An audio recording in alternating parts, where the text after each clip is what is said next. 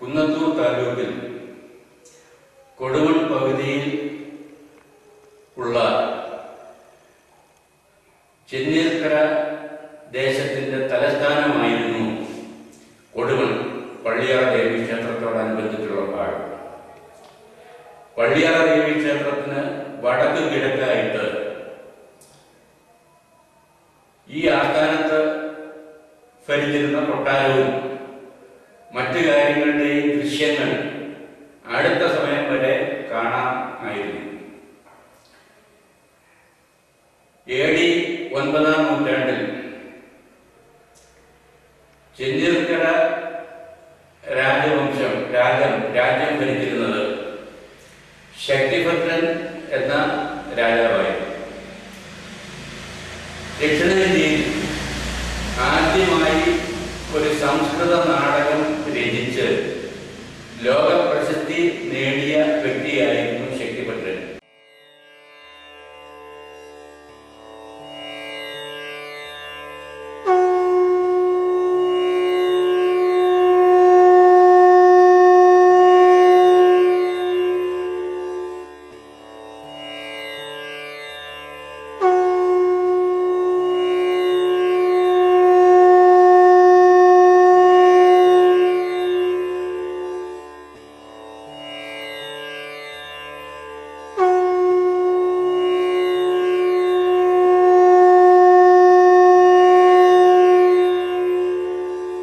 മന്ത്രൈരാവർജ്യമാനം ഹവിരമരപതേരസ്തു കല്യാണവൃഷ്ടേ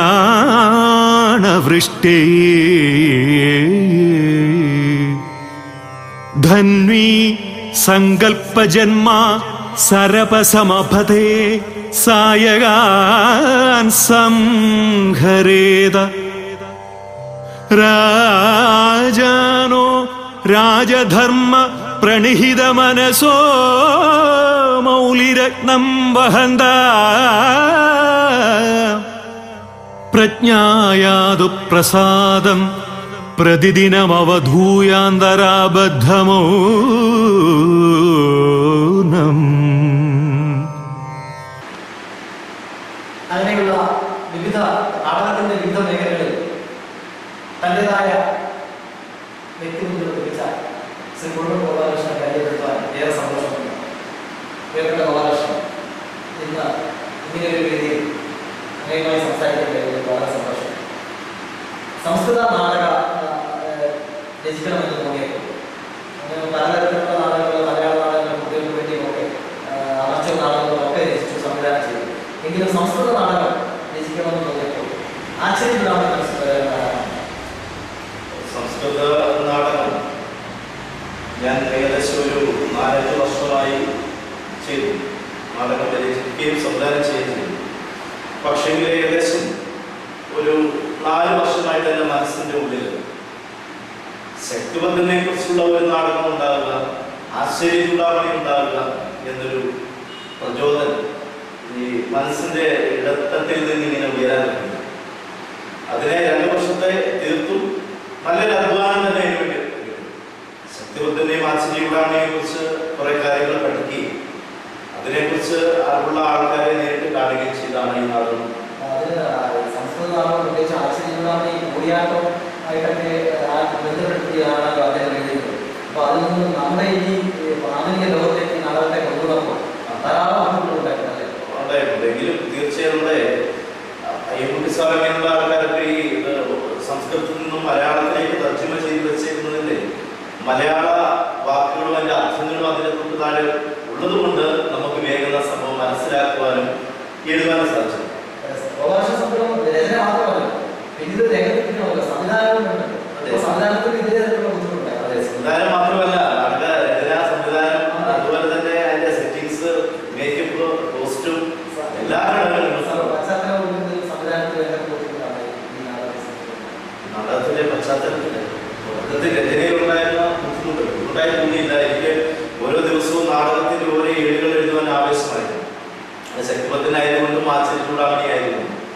അത് കഴിഞ്ഞാൽ ഇതിന്റെ സംവിധാനത്തിന്റെ ഭാഗത്തേക്കാണ്. നാടകം രചിക്കപ്പെടും, അതിനാവശ്യമായ സംവിധാന ഘടകങ്ങൾ നാടകത്തിന്റെ കഥാപാത്രം എന്ന് പറയേണ്ട വാക്കുകൾക്ക്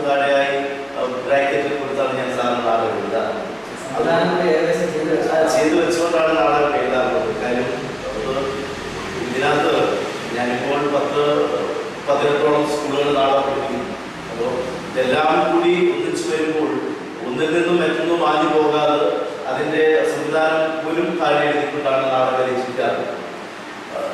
അതിന്റെ സംവിധാന ഭാഗത്ത് എനിക്ക് ബുദ്ധിമുട്ട് വന്നിട്ടില്ല. കാര്യം ഞാൻ കർണനായിട്ട് 4 വർഷം വേദികൾ അഭിനയിച്ചു. അങ്ങനെ പുരാണകഥയുമായിട്ട് ബലരാമനായിട്ട് വേദിയിൽ അഭിനയിച്ചു. അപ്പോൾ അങ്ങനെയുള്ള ചരിത്ര സംഭവങ്ങളുമായിട്ട് പുരാണ സംഭവങ്ങളുമായിട്ട് നേരത്തെയുള്ള ഒരു ബന്ധമില്ല. തന്നെയുമല്ല, അതിൽ നിന്ന് വ്യത്യസ്തമാണെങ്കിൽ തന്നെയും ഷേക്സ്പിയറിന്റെ നാടകങ്ങൾ അങ്ങനെയുള്ള നാടകങ്ങൾ കുറെ